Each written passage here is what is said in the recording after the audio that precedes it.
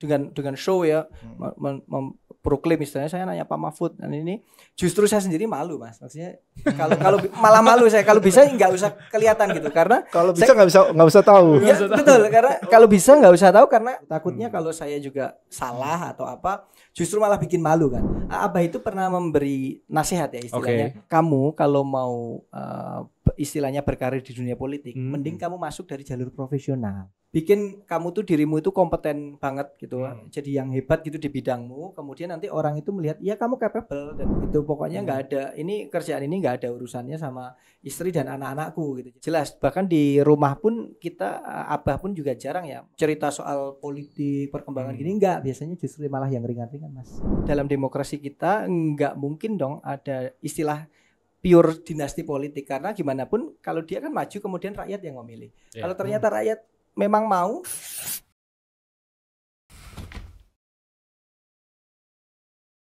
Selamat datang Mas Muhammad Ihwanjen. Yes, selamat datang di podcast Merdeka Mas. Selamat datang Mas.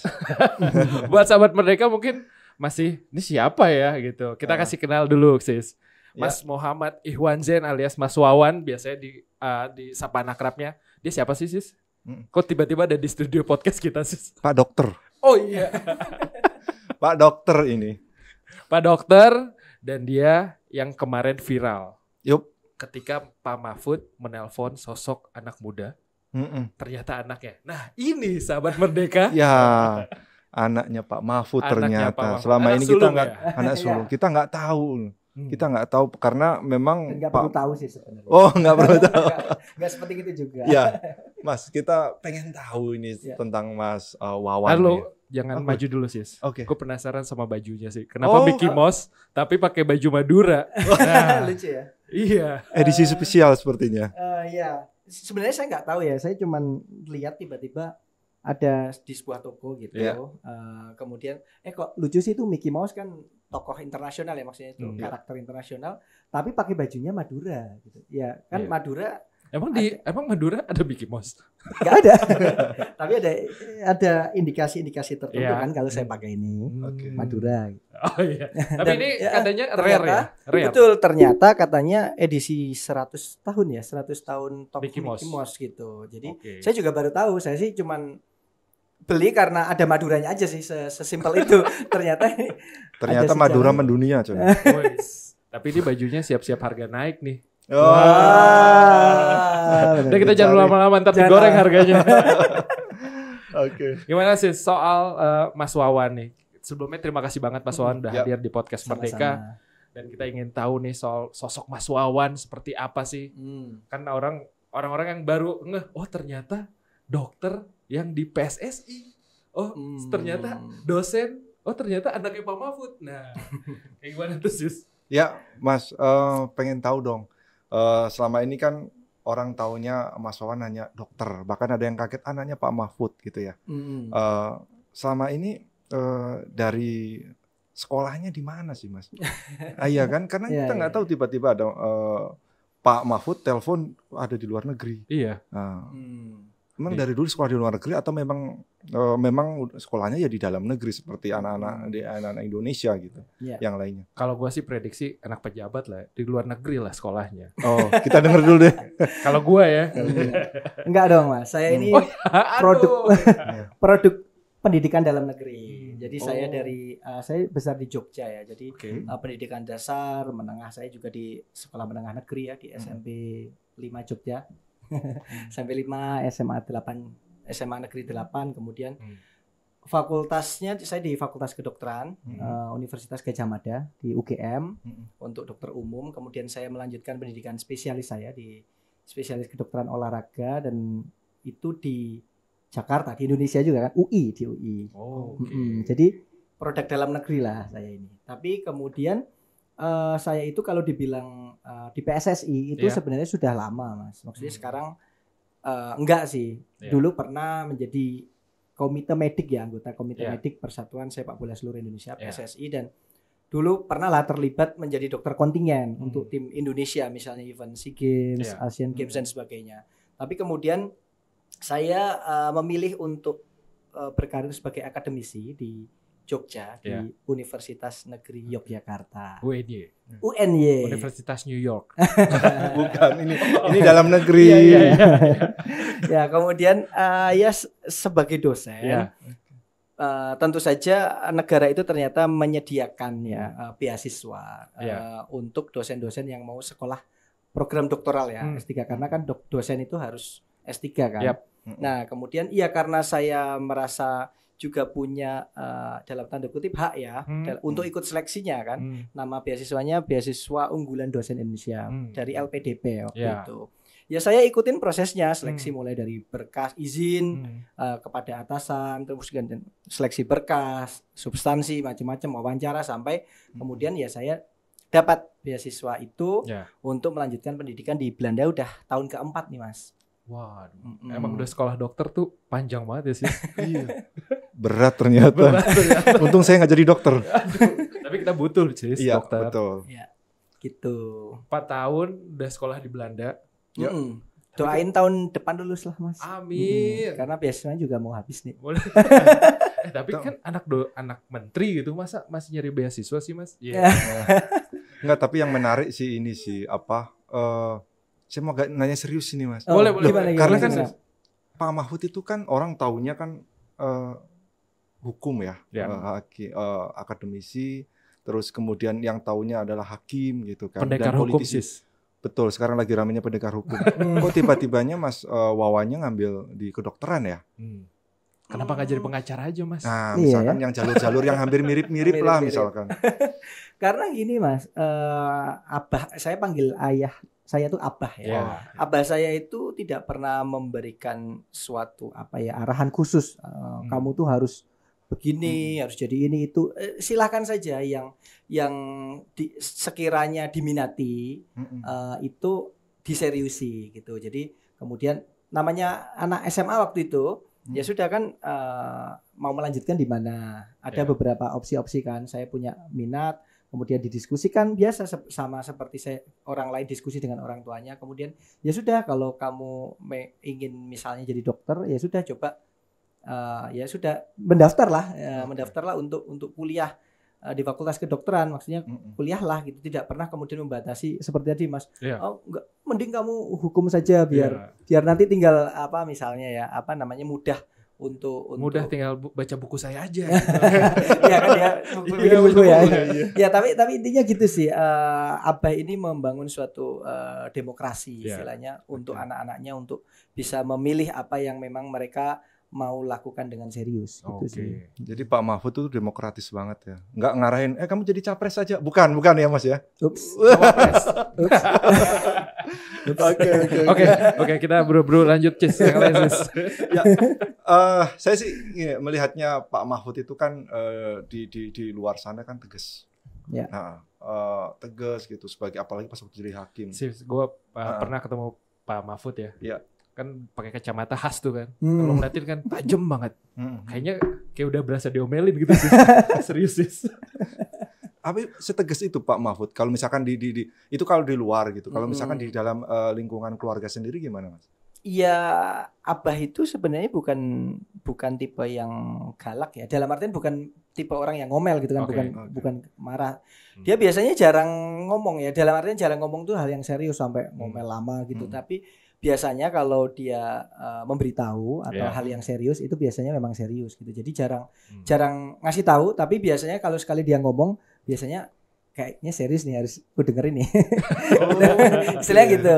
Jadi gitu. Apa hal serius yang pernah disampaikan Pak Mahfud kepada anak-anaknya? Apalagi Mas Wawan anak sulung, anak laki-laki. Nah, biasanya bebannya lebih berat tuh tanggung jawabnya. Ya. Apa ya? Ya apapun itu, misalnya ayah itu kan jarang menyuruh sesuatu gitu. Tapi misalnya pada suatu momen ketika saya kecil ya. Misalnya saya terlambat bangun sholat subuh ya. Kami kan Islam gitu. Sholat subuh telat tuh, atau kita main terlalu lama sehingga misalnya meninggalkan sholat asar. Nah, itu dia agak kesel tuh. Apalagi kalau usia saya sudah misalnya udah lebih dari 10 tahun ya. Bisa misalnya kadang agak dihukum dikit lah, dipecut pakai lidik kecil itu. Kamu kok nggak sholat kenapa? Atau kamu kok ngajinya misalnya bolos ngaji atau apa gitu. Itu dia serius, sehingga kalau kayak gitu kita kan jadi tahu ya, oh iya abah itu jarang marah nih.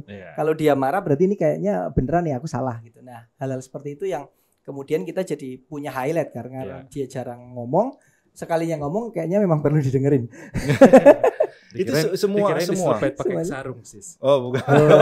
Pakai lidi. Ya. Jadi memang kalau serius ya memang hal-hal kalau soal pendidikan, soal ibadah itu nggak kompromi lah itu Pak Mahfud. Nggak kompromi. Dia sangat support kalau untuk hal berbau pendidikan juga misalnya. Apa ya kalau untuk hal-hal di luar pendidikan mungkin agak ya gitu kan, maksudnya nggak terlalu menuruti gitu. Tapi kalau kaitannya sama pendidikan misalnya cepat banget tuh responnya. Misalnya perbandingannya ya contohnya misalnya kita anak remaja, bah aku pengen les bahasa Inggris. Langsung tuh, oh ya cepat daftar. Intinya tuh langsung kapan, maksudnya bayar berapa gitu. Dia kalau soal pendidikan kayak gitu, aku pengen apapun ya soal pendidikan kan nggak macam-macam ya. Aku misalnya pengen les gitar gitu, ya udah les aja gitu. Kamu pokoknya soal ilmu tuh dia nggak mikir panjang. Tapi misalnya ya ini kan anak remaja nih, Pak aku beliin motor dong gitu. Oh ya udah beliin gitu. Terus merek tertentu. Nggak mau dong aku motornya yang gagah, yang laki, yang ini. Oh itu nanti aja gitu. Maksudnya yang biasa-biasa aja dulu. Jadi dia memfasilitasi anak dengan kalau bahasa Jawanya tuh apa? Sakmadione. Sakmadione itu sewajarnya.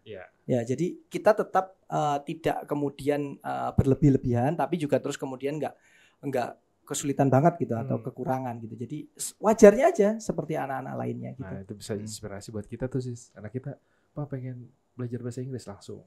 Ya. Kalau memang harus duitnya juga harus ada. Tapi yang biasa yang nggak terlihat di publik, yang biasa publik melihatnya yang tadi ya Pak Mahfud itu serius gitu. Yang kalau dalam keluarga Pak Mahfud humoris juga nggak sih? Lucu banget. Abah itu lucu loh. Khasnya apa? Khasnya enggak, gimana? Lucunya gimana? Enggak, Abah itu punya cerita-cerita yang kita itu sebenarnya ngakak-ngakak juga dan entah dia punya cerita sendiri gitu atau dia cerita tentang suatu pengalaman yang dia alami atau ya misalnya sesimpel cerita tentang misalnya sebuah scene dari Warkop Dono. Kami itu kan penggemar Dono, Kasino Indro ya. Oh, penggemar. Ya lucu tuh. Apa komedi-komedinya kalau dulu ada apa Haji Tile, kemudian Diding Boneng itu kan scene-scene-nya itu kan sangat lucu ya. Itu kadang kalau diceritakan lagi, itu kejadian kemarin itu mirip kalau scene-nya Dono tuh yang ini loh gitu. Jadi kita pun kemudian ketawa bersama gitu. Jadi sebenarnya Abah itu lucu gitu, dan kami menurut saya itu kami orang-orang Madura itu cukup punya bakat juga untuk melucu dan selera humornya itu ada gitu sebagai orang Madura. Jadi itu nggak hilang, tapi cuma mungkin nggak kelihatan aja. Jokes bapak-bapak nggak nih? Jangan-jangan jokes bapak-bapak? Enggak. Gimana tuh jokes bapak-bapak? Ya janganlah nanti bapak-bapak tersinggung. Kan biasanya. Enggak, tapi lucu Abah. Iya, Abah lucu banget. Dan dia ternyata fakta baru sih. Santai. Ternyata pecinta Warkop DKI ya. Iya kita kan itu memang film-film humor ya, Kadir Doyo kan zaman dulu gitu kan film 90-an ya. Maksudnya Warkop DKI itu apa namanya banyak scene-scene yang kita itu menertawakan lagi tuh ininya apa namanya memang humornya lucu banget tuh, dan beliau-beliau itu kan mereka memang legend ya. Iya dong. Legend, jadi top.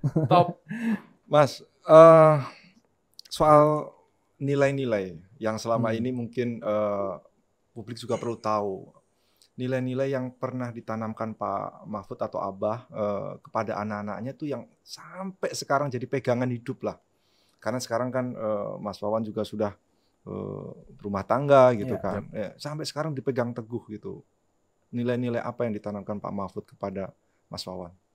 Kalau dua nilainya ya ibadah dan pendidikan ya. Dua itu yang akan selalu apa namanya kami pegang gitu. Dalam artian gini Mas, kami tuh nampaknya lebih nyaman di apa istilahnya tuh dididik sebagai keluarga pendidik. Dalam artian ibu saya kan pernah jadi guru, kemudian ayah saya dosen. Jadi intinya gini, saya itu kalau suruh bisnis nggak jago lah gitu aja. Jadi maksudnya dibesarkan dengan tidak cara ini apa namanya memandang apa namanya bisnis. Jadi kami itu saya pribadi nggak pinter bisnis gitu. Jadi ngertinya ya teknis ya. Jadi karena memang dididik dari keluarga akademis. Akademis ya? Betul. Jadi malah kalau soal bisnis tuh nggak jago gitu. Jadi itu yang saya apa ya istilahnya saya ingat sampai sekarang tuh ya dua itu soal ibadah dan soal pendidikan itu dua hal yang nampaknya menjadi core dari keluarga kami. Itu emang fundamental banget sih pendidikan sama agama ya. Iya. Dan itu sudah ditanamkan secara kuat. Padahal kalau kita lihat backgroundnya sejarahnya itu kan Pak Mahfud sudah menjadi pejabat tahun 2000-an ya. Yep. Masuk Tapi PKB. Waktu itu PKB ya. Betul, mulai berkali politik misalkan. Tapi banyak loh yang nggak tahu ini anaknya Pak Mahfud. Iya, benar ya Mas. Padahal nggak pernah gitu mengaku saya anaknya Pak Mahfud loh gitu. Itu pernah nggak sih Mas kayak gitu-gitu? Atau memang enggak lah saya ya udah saya mah tetap saya jadi diri sendiri gitu tanpa harus nama besarnya seorang Pak Mahfud gitu. Mas Wawan pas waktu Abah misalkan jadi pejabat, jadi punya kekuasaan begitu, apa sih Mas? Ya udah saya jadi biasa, saya jadi diri sendiri gitu. Ya karena kami itu dididik apa ya dengan cara yang sewajarnya gitu kan. Jadi saya sendiri juga selama ini bergaul aja Mas, sama seperti anak tongkrongan lain gitu Mas. Itu zaman ya main bola dengan teman sekampung ya main. Saya juga nongkrong di warung burjo. Saya kadang-kadang main tiduran juga di pos ronda gitu. Terus kemudian di di angkringan ya kalau di tongkrongan Jogja banget lah. Ya gitu. Jogja banget itu biasa gitu maksudnya. Dan enggak terus merasa jadi ada perbedaan dengan yang lain ya saya seperti anak-anak lainnya gitu. Jadi kemudian kalau saya kemudian tiba-tiba harus merasa sok gitu ya misalnya ini loh saya anaknya dengan show ya memproklim misalnya saya anaknya Pak Mahfud dan ini justru saya sendiri malu Mas. Maksudnya kalau malah malu saya kalau bisa nggak usah kelihatan gitu karena kalau bisa nggak usah tahu. Ya, betul karena kalau bisa nggak usah tahu karena saya kan juga nggak seistimewa itu. Takutnya kalau saya juga salah atau justru malah bikin malu kan. Nah itu yang justru yang saya selalu tanamkan itu kalau kemudian saya itu bikin malu orang tua, bikin malu abah kan justru kasihan. Jadi kalau bisa jangan sampai tahu deh. Justru pada suatu momen tuh kadang saya merasa nggak nyaman kalau orang itu tahu saya anak bapak kemudian jadi agak diistimewakan gitu. Itu saya rikuh gitu. Saya tuh lebih nyaman kenal dengan teman gitu, sama-sama nggak tahu kemudian kita biasa gitu. Ini biasa dibandingkan tahu tuh sudah ini kita baru kenal kemudian tiba-tiba gimana kabar bapak gitu. Jadi datang udah tahu gitu. Itu awalnya tuh agak rikuh karena nanti kalau saya kurang atau salah malah jadi paling gak enak dibanding-bandingin tuh sama bapaknya. Iya betul. Paling gak enak tuh sih. Karena gue sama Mas Iwan sama-sama anak pertama sis. Gitu sih. Gak enak dibanding-bandingin sama bapak gitu. Iya. Betul juga betul. Iya gak sih? Betul Mas Angga. Tapi memang pengen jadi diri sendiri ya Mas ya. Ya tanpa harus ada embel-embel nama besar bapak gitu ya. Memang itu yang udah tertanam gitu ya. Betul, kami apalagi saya dan bapak itu kan punya jalur yang sangat berbeda ya. Maksudnya kami punya kehidupan sendiri-sendiri dan saya juga membangun istilahnya karir dan pekerjaan dan profesionalitas saya sendiri gitu. Yang harapannya sih sebenarnya intinya ya saya bahagia dengan kehidupan saya sendiri dan syukur-syukur juga bisa istilahnya tuh membuat nama bapak ini juga terjaga gitu dalam artian tuh ya baik lah maksudnya kami baik. Ini tadi kan udah nyinggung soal jalur nih. Jalur secara akademis sih memang berbeda. Tapi kira-kira Mas Wawan nggak pengen ke jalur politik nih? Apalagi kan Bapak udah udah politik banget lah sekarang udah jadi cawapresnya Pak Ganjar. Nah kira-kira Mas Wawan nggak ingin jadi politisi karena Pak Mahfud kan dari tadi lu sempat singgung sih dari tahun 2000 terus 98 masuk PKB. Nah sekarang tuh non partai ya dan jadi cawapres. Karena politik itu mulia loh. Kalau tujuannya baik. Cuman kadang-kadang politikusnya yang nggak baik gitu kan. Padahal sebenarnya nilai politik itu bagus kan membantu banyak orang segala macam. Tapi sering disalahartikan, sering disalahgunakan. Iya benar nggak sih Mas ya? Iya, karena kalau misalnya nggak lewat jalur politik mungkin nggak boleh ada dokter di Indonesia. Salah satu contohnya kayak gitu. Tapi kita tanya lagi, tertarik nggak sih di politik? Tertarik kan jadi politik. Kan pasti banyak keresahan nih sebagai dokter ya Mas. Ini kok nggak bisa masuk di Indonesia padahal ini perlu loh. Nah itu kan kadang-kadang perlu jalur politik Mas. Betul. Jadi kalau politik sendiri sebagai sebuah berita atau hiburan, saya tertarik sih. Sama seperti saya tertarik dengan berita-berita olahraga gitu kan. Kan pasti baca ya. Dan itu menarik gitu. Politik dan olahraga itu menjadi salah satu berita yang levelnya menghibur bagi saya gitu. Tapi kalau kemudian untuk terjun sampai saat ini saya belum ya. Belum tertarik. Saya nggak bilang saya tidak tertarik, Mas. Takutnya suatu saat kemudian berubah. Ya kan? Saya bilang belum sekarang ya. Jadi di detik ini saya belum. Tapi kalau ditanyakan apakah ke depan tertarik, ya nggak tahu gitu.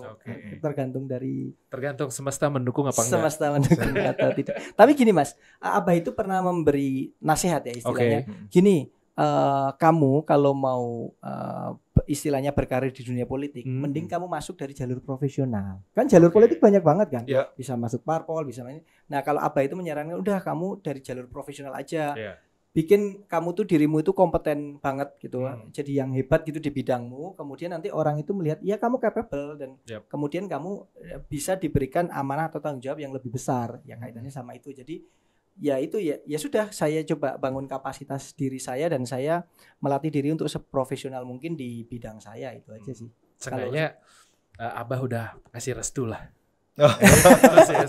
Ya kan? Sampai sekarang belum. Enggak, udah kasih restu. Kalau mau masuk lewat jalur profesional itu kan udah restu. Tinggal Mas Wawannya aja nih mau ngambil apa enggak gitu. Tapi saya pengen tahu nih Mas, karena bukan politisi ya, Mas Wawan seorang dokter, akademisi dan dosen gitu kan. Melihat politik itu seperti apa sih? Nah, politik. Tadi kan masih hiburan yang lihat. Betul. Tapi kan baca. Walaupun hiburan kan kadang-kadang kita gemes pengen komentarin dong. Nah, seperti apa sih? Politik itu ternyata dinamis ya, apalagi dengan pengalaman Abah gitu ya. Kita melihat pengalaman itu, politik itu sesuatu hal yang dinamis dan banyak perhitungan ya, ternyata ya, banyak langkah-langkah atau perhitungan yang dilakukan untuk ya mencapai suatu tujuan tertentu. Kan politik punya tujuan kan pasti, dan itu menarik bagi saya dalam artian sampai saat ini perspektifnya sebagai berita yang menghibur ya. Itu dinamis, kemudian penuh perhitungan, penuh langkah-langkah kejutan yang mana memang pada akhirnya adu strategi itu juga perlu juga nampaknya tetap dibatasi oleh misalnya etika dan moral, gitu kan. Ya sama kayak kedokteran, kayak kedokteran, sama kayak kita di dunia jurnalistik kan juga ada etikanya juga kan. Ya, seperti itulah. Jadi sekarang ada etikanya nggak sih? Apa? Lagi rame-rame soalnya. Pada prinsipnya kan sebenarnya orang berpolitik kan untuk mencapai kekuasaan. Ya. Betul. Nah, kadang itu sudah orang mendapatkan kuasa, tapi kadang-kadang menyalahgunakan. Disitulah Pak Mahfud biasanya datang tuh. Dihukum. Iya, hukum disitulah, menegakkan hukum. Mas Wawan ngelihatnya kekuasaan tuh kalau kata Pak Ahok, orang itu diuji harus dengan kekuasaan dulu, baru kelihatan aslinya. Pak Ahok pernah bilang gitu. Kalau Mas Wawan ngelihat kekuasaan itu menggiurkan atau apa ya, atau seharusnya bermanfaat ya, kalau Mas Wawan melihatnya? Ya jelas kekuasaan itu kan harapannya untuk menolong ya, kekuasaan yang menolong istilahnya, yang bisa menolong orang banyak dan memajukan negara kita. Tapi ya tadi Mas, kan hidup ini kan pasti banyak ujian kan. Salah satu ujiannya kan kekuasaan. Selain juga ujian-ujian lain, macam-macam ujian itu kan lain. Kalau di Al-Quran ada dari rasa takut, sedikit kelaparan, ataupun bahkan hal-hal yang menyenangkan, anak-anak, istri, wanita, harta-harta, itu kan juga suatu bentuk ujian. Nah, menurut saya kekuasaan itu juga bagian dari ujian kita sebagai manusia. Ya sudah, apakah kita akan kemudian lolos dari ujian itu dan kemudian menggunakan kekuasaan itu sebagai hal yang menolong, atau kan malah justru kita gagal dalam ujian itu sih. Itu aja tapi sih. Kan biasanya ada istilah anak jakselnya kan riding the wave. Riding the wave. Memanfaatkan kekuasaan gitu Mas. Tapi pasti menggoda sih. Menggoda. Karena itu ujian ya Mas ya. Iya, ujian kan pasti menyenangkan ya. Iya. Menyenangkan atau justru menakutkan, sehingga kita kemudian mengubah apa hal yang menurut kita itu prinsip, tapi karena saking takutnya gitu kan, rasa takut tadi kemudian berbelok menjadi suatu keburukan. Sama tadi menggodanya itu. Soal menggoda nih Mas.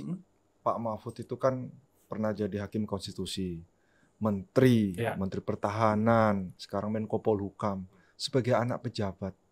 Karena kan di luar sana kadang-kadang keluarga pun dideketin karena memang ada motif di lobby. Kalau Mas Wawan pernah ada pengalaman untuk di lobby juga nggak sih? Bapaknya jangan gini dong gitu. Tolongin dong sama Abah. Masa sih nggak bisa? Ya, alhamdulillah nggak pernah Mas, nggak pernah. Dan Abah pun nampaknya juga sudah jelas membatasi bahwa orang selain, maksudnya itu keluarganya tidak boleh ikut campur kan dalam Abah langsung pernah notice ya itu? Dari dulu gitu, pokoknya nggak ada, ini kerjaan ini nggak ada urusannya sama istri dan anak-anakku gitu. Jadi nggak boleh ada yang istilahnya itu punya bisa mempengaruhi ya, hal tersebut bisa mempengaruhi, memang sudah jelas. Bahkan di rumah pun kita, Abah pun juga jarang ya, maksudnya secara spesifik atau detail cerita soal politik perkembangan gini, enggak, biasanya justru malah yang ringan-ringan Mas.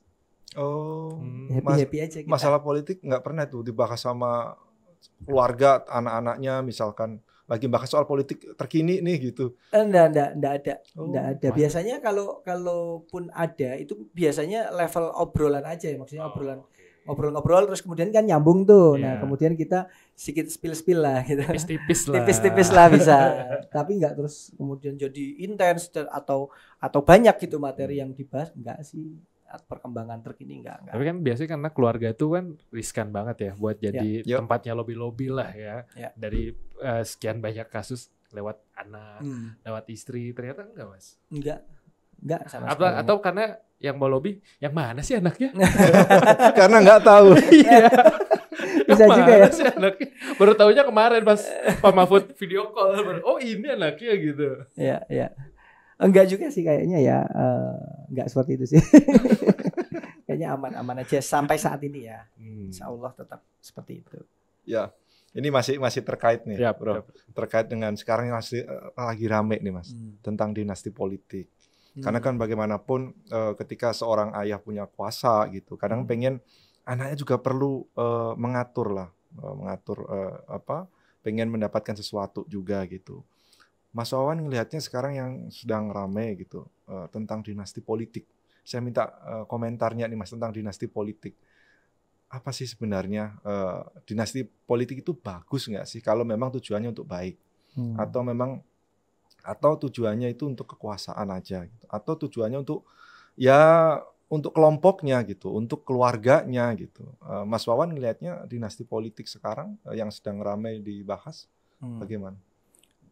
Saya kan bukan orang hukum ya Mas ya, maksudnya koreksi kalau salah gitu. Kita kan sebenarnya di negara demokrasi ya, dalam artian seperti ini kan pada akhirnya kan rakyat yang memilih gitu. Seorang yang kemudian misalnya penerus gitu ya, penerus yang melanjutkan misalnya program dari ayahnya atau melanjutkan karir politik ayahnya, itu kan dalam demokrasi kita nggak mungkin dong ada istilah pure dinasti politik, karena gimana pun kalau dia kan maju kemudian rakyat yang memilih. Kalau ternyata rakyat memang mau, kan tetap sistemnya akhirnya demokrasi ya. Sehingga saya juga karena sekali lagi saya bukan orang hukum dan bukan orang politik. Yang saya lihat sebenarnya kita harus definisi ulang tuh dinasti politik yang sedang kita bicarakan ini yang mana gitu. Apakah misalnya menggunakan resource kekuasaan untuk melanggengkan misalnya anaknya gitu kan, untuk menjabat gitu.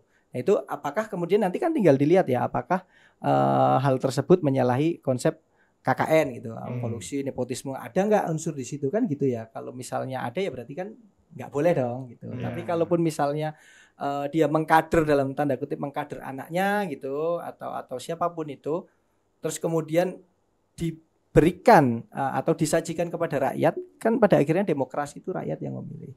Sehingga nggak tepat juga kalau kemudian bicaranya itu jadi dinasti gitu. Kalau dinasti kan nampaknya langsung diturunkan gitu ya. Masih direct gitu, maksudnya 100% turun gitu. Kalau ini kan masih ada suara rakyat yang kemudian ketika kita menyajikan sosok mau nggak rakyatnya, kalau ternyata rakyatnya ternyata bagus kok penerimaannya dan dia terpilih, ya sah saja kan kalau demokrasi ya. Setiap orang memiliki hak yang sama kan untuk maju. Memiliki kesempatan yang sama. Misalnya ini tiba-tiba saya tertarik politik nih misalnya. saya boleh dong melakukan upaya-upaya atau menggunakan hak politik saya untuk misalnya nggak tahu misalnya maju atau misalnya saya juga tiba-tiba pengen nyalon presiden misalnya kan boleh dong, saya punya hak. Usia sih udah masuk sih Mas. Oh iya sekarang masuk. Iya dong. Dulu belum. Sekarang masuk. Usianya masuk, cocok. Ya maksud saya gitu Mas. Jadi tergantung kita perspektifnya di dinasti politik yang kita bicarakan ini apa. Tapi kalau sekedar menyajikan itu untuk rakyat dalam koridor yang benar ya, tidak melanggar hukum, konstitusi dan etika moral, ya saya kira nggak apa-apa kan ya. Setiap orang punya. Asal tidak menggunakan kekuasaannya itu tadi Mas. Itu ya. Itu sih poinnya yang perlu ditekankan. Ya. Karena kalau memang maju tapi rakyat suka, ya nggak bisa disalahin juga kan. Betul. Tapi kalau misalnya maju menggunakan elemen, memang yang jadi perdebatan itu kan karena prosesnya sih. Iya. Prosesnya apakah benar atau tidak. Tapi sekali lagi saya bukan orang politik. Ya. Kita kembali ke ini aja. Sebagai soal anaknya Pak Mahfud, saya masih penasaran terus nih soal ini. Ya, kita pengen ngulik bapaknya dari anaknya sih sebenarnya. Iya. Tujuannya itu. Nanti Pak Mahfud kesini ya Pak Mahfud, Pak. Enaknya jadi anaknya Pak Mahfud apa sih? Enaknya ya. Kalau saya sih udah ngebayangin jadi anaknya Pak Mahfud tuh gini gitu. Kalau sudut pandang gue kayak nggak enak deh Ji. Nggak enak. Karena tadi gue masih berpikir Pak Mahfud tuh galak. Karena sorotannya tajam ya kan, matanya tajam kan. Galak dan tegas ya. Galak dan tegas lah gitu. Padahal orangnya lucu. Orangnya lucu. Mas gimana? Tentu saja enaknya ya. Saya harus akui dan kita harus akui Abah itu secara umum nilainya itu plus gitu di masyarakat sebagai sosok yang plus lah, dalam artian itu dia istilah punya brand atau stempel sebagai pendekar hukum lah ya. Kemudian membela yang benar lah istilahnya. Kemudian juga sampai saat ini ya insya Allah enggak sih bebas korupsi. Kemudian kasus-kasus yang dituduhkan kan enggak ada gitu, bersih semua, clean gitu. Jadi dalam hal itu saya cukup enak, berbangga gitu, karena kan kalau persepsi orang positif kan enak Mas. Maksudnya itu tuh dinilai sebagai anak dari orang yang baik gitu ya. Orang baik kan senang ya, sesederhana itu kan enaknya. Tentu saja hal tersebut yang juga akhirnya ya memacu saya ya untuk menjaga diri ya. Wah, akhirnya kan gitu ya. Jadi agak sedikit nggak enak, bukan nggak enak sih, tapi adalah tantangan pada diri saya adalah bagaimana saya menjaga nama ini supaya jangan sampai yang sudah bersih ini, istilahnya bagus ini, terus kemudian saya rusak. Kan itu tantangan dari seorang anak, gak hanya saya tapi juga adik-adik saya. Kan lagi ramai juga tuh kemarin kasus bapaknya udah bener-bener anaknya songong. Terus akhirnya terbongkar semuanya. Iya. KPK ya kan. Saya tahu itu. Menjaga nama Abah ya. Iya, itu tantangannya sih. Kalau nggak enaknya. Nggak enaknya apa nih Mas? Disabet tadi. Pakai lidi. itu momentum yang udah lama sekali. Kecil tapi masih ingat ya, ternyata membekas ya. Kalau suruh sholat dipecut istilahnya. Tapi kalau di usia dewasa lah udah di daerah sekarang gitu, di daerah ini nggak enaknya apa sih jadi anak Pak Mahfud gitu? Nggak ada. Saya belum nemu ya. Maksudnya kalau benar-benar dipikir nggak enak, benar-benar nggak enak ya, istilah nggak enak, nggak ada Mas. Ya pasti enak sih. Karena lucu. Di rumah lucu. Iya. Ya di rumah lucu, terus ya kita nggak bisa menampik lah Mas bahwa secara support buat pendidikan kan juga Pak Mahfud mampu lah membiayai kan kayak gitu. Ya kayaknya enak-enak aja sih sis. Oke. Oh ya, enaknya lagi gini Mas, salah satu jadi anak Pak Mahfud, saya itu jadi punya figur yang dalam tanda kutip lengkap gitu. Dia tuh guru ngaji saya, dia itu guru istilahnya guru hidup saya. Jadi itu saya nggak perlu jauh-jauh cari role model ya, karena ada di depan saya gitu. Dari kecil itu kan sampai bahkan sekarang ya beberapa hukum gitu ya, hukum yang saya ingin tanyakan, saya bingung kan pasti saya langsung tanya Abah gitu. Soal ini, soal itu, ini boleh enggak ini atau tidak atau bagaimana, itu saya selalu tanya Abah dari dulu sampai sekarang gitu. Itu dia juga guru ngaji saya karena dia mengajari kan, dia ngajari ilmu agama, kemudian saya adalah anak pertama yang mungkin punya privilege untuk istilahnya menyaksikan kehidupan dia ketika dia masih muda gitu. Karena kan anak pertama ya, jadi ikut gitu. Kalau udah adik saya itu kan ketika SD saja ayah sudah menhan, abah itu sudah menhan. Iya. Udah menteri kan, menteri di zaman Gus Dur itu. Ya, tahun 2001 2002 kalau nggak salah. 2000. 2001 ya. Itu adik saya masih SD gitu. Itu udah menhan. Tapi kalau sama saya, maksudnya saya itu kan ketika abah masih memulai struggle, kan. Masih struggle banget. Betul, masih struggle, masih saya sering diajak tuh misalnya dia ngisi ceramah di mana, itu saya ikut tuh keliling-keliling di masjid. Iya, saya ikut. Kalau ke tarawih saya pasti ikut. Kemudian kalau sholat hari raya dia ngisi di mana-mana itu saya tahu. Kemudian misalnya saya tahu beberapa project waktu dia masih muda itu mengisi berapa scenes gitu untuk stasiun televisi untuk kuliah subuh gitu kan, syuting gitu. Saya juga nonton gitu, maksudnya nonton. Oh ini tapingnya kemarin di TV ya, zaman itu kan masih di TV itu. Jadi saya ngikutin dan itu kan jadi role model ya, contoh ternyata tuh kalau sama abah tuh kayak gini loh cara hidupnya, termasuk misalnya soal dia bekerja keras ya, dalam artian tuh kalau dia kerja ngetik itu pernah tuh misalnya sering tuh misalnya kalau hari libur gitu ya di depan komputer terus zaman dulu ngetik, atau dulu pertama pakai mesin terus kemudian pindah ke komputer itu terus seharian kemudian setelah selesai baru mungkin istirahat ya, yuk diajak keluar kita makan gitu di warung sederhana aja, maksudnya itu di warung yang nggak ini pokoknya bareng gitu kita makan senang-senang cerita. Itu saya mungkin lebih sering mengalami, termasuk antar jemput waktu sekolah itu kan saya mengalami itu dijemput abah gitu istilahnya. Siang ini jemput abah gitu, mungkin kadang ya terlambat juga sih.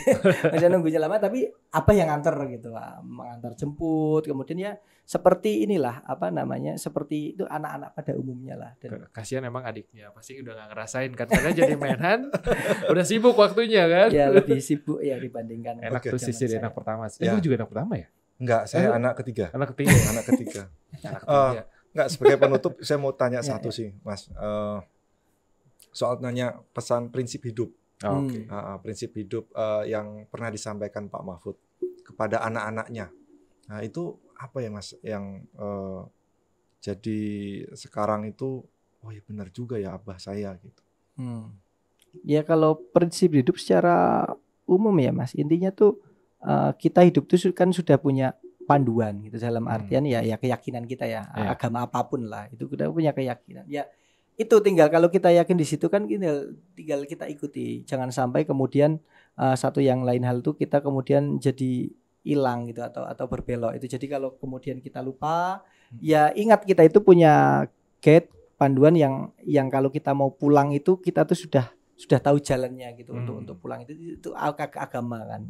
Itu yang penting ya bagi keluarga besar kami, itu biasanya lebih ke arah situ. Kemudian yang kedua ya memang pendidikan dan cita-cita ya. Pendidikan dan cita-cita itu intinya adalah bahwa kalau kamu ingin menjadi suatu apapun, menjadi hebat, pengen jadi apapun itu, ya intinya ya kita harus serius gitu. Serius, konsisten, ditekuni gitu. Kalau setengah-setengah ya nggak akan. Dalam hal apapun itu. Dalam hal apapun. Kalau gini, saya tuh punya sering beberapa kali dengar cerita gitu, cerita dari abah saya. Itu katanya ceritanya dari mbah saya, Mbah Mamudin gitu. Ceritanya soal Sulaiman tuh katanya. Jadi Nabi Sulaiman itu dulu diberikan 3 pilihan gitu, mau wanita yang cantik atau mau harta yang banyak, kaya, atau kamu itu mau dikasih ilmu gitu. Bisa bicara binatang, bahasa binatang. Nabi Sulaiman memilihnya yang ilmu. Tapi dengan bisa ilmu bicara dengan binatang, bisa menunggangi awan dan sebagainya, angin. Dia tuh ternyata bisa dapat Ratu Bilqis kan ya. Istrinya cantik, dapat perempuan cantik istilahnya, sama ya dia dapat harta. Dia kan nabi yang kaya raya gitu. Jadi itu kisah-kisah kisah-kisah yang ya cerita-cerita untuk inilah anak-anak ketika kita masih kecil ya diceritakan seperti itu kan, kita jadi ya kita kalau konsisten di ilmu, sama seperti ajaran dalam Islam ya, maksudnya tuh kalau kita itu salah satunya kita berilmu, kita kan akan dinaikkan beberapa derajat kan. Nah, itu kaitannya mungkin sehingga ya tadi kami itu nampaknya dibesarkan di lingkungan yang pendidik gitu. Jadi kalau di luar pendidikan kok kayaknya agak susah ya enggak. Karena Pak Mahfud ini paket komplit yang tadi diceritakan. Umumnya ya ada, keagamaannya kuat gitu. Nah, ya itu enaknya ya bagi saya ya. Jadi contoh gitu bisa saya boleh nggak sih jadi anak Pak Mahfud juga? Bisa Mas, dia kan sekarang jadi bapak bangsa. Keren. Oke. Terima kasih Mas Wawan udah sharing soal cerita-cerita masa mudanya dan Pak Mahfud. Banyak inspirasi buat sahabat Merdeka tentunya. Sekali lagi sukses terus untuk sekolah ini mau balik lagi ke Belanda ya? Entar lagi saya balik ke Belanda menyelesaikan pendidikan saya. Tahun depan insya Allah lulus. Yes, doakan ya. Doakan sahabat Merdeka sekali lagi. Terima kasih Mas Wawan udah cerita, udah sharing. Sahabat Merdeka, terima kasih. Terima kasih. Mas, terima kasih Thank you, Mas Angga, Mas Aziz. Yes.